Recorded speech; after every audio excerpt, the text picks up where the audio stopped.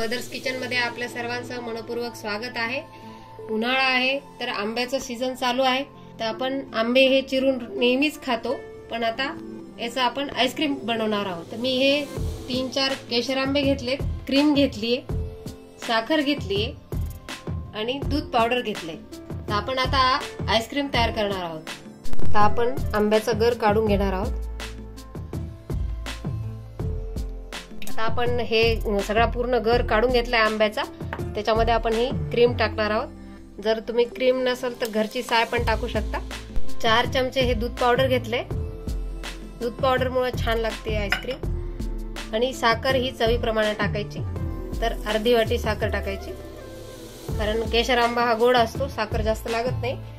आता आपण याला हँड मिक्सरने फिरवणार आहोत। 1 वाटी दूध टाकणार आहोत आपण याच्यामध्ये। क्रीमी झालंय आपला आईस्क्रीम तयार करायचे। आता हे मी अॅल्युमिनियमचा डबा घेतलाय, तर हे मी डब्यामध्ये आता सेट करायला ठेवणार आहे।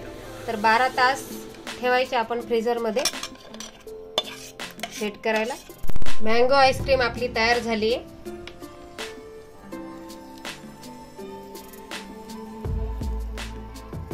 हे बघा किती सॉफ्ट झाली, मस्त आईस्क्रीम आपली।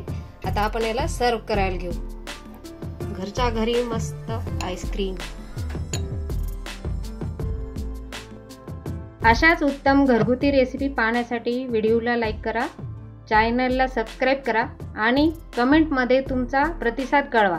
भेटू पुढच्या रेसिपीमध्ये।